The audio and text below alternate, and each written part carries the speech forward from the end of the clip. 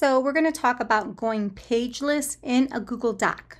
This particular Google document has 4 pages and there are page breaks, right? If I have pictures or tables on here, they might be interrupted by the page break and it can cause some funkiness with formatting. So one of the ways that I avoid that is by making the document pageless. So I would go up to my top left-hand corner and go to File, Page Setup, and make pageless, and then say OK. Now when I scroll, there are no page breaks in the document, so it's one fluid document. And so my pictures are going to stay intact, and so are my tables. Another benefit to going pageless is that it allows you to really organize your content and keep it streamlined for your audience. Here's what I mean by that. So I currently have this document. When I highlight this text and I go over here, I can see that it's a heading. If I highlight this text, I see that it's normal text.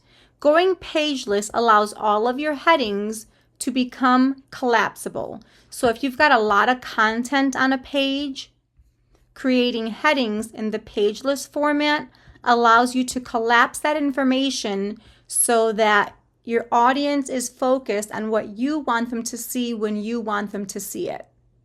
Another way that I like to use pageless is for differentiating content. Some of our learners get overwhelmed when there's a lot of text on a page. So if I have a document with a lot of information, I'm going to go ahead and create these headings so that my learners know today we're only going to focus on this section, right? It's a lot more manageable to consume the information on this page versus if all of these were expanded and my learners were looking at all of this information at once. Another way that I like to use pageless in Google Docs is I like to use it when I have group work. When I have group work, I might label these headings. I might label this Group 1. This would be Group 2.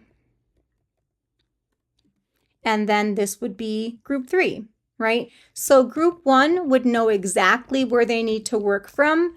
Group 2 knows exactly where they need to work from, and Group 3 knows exactly where they need to work from. So there's lots of ways to incorporate using pageless.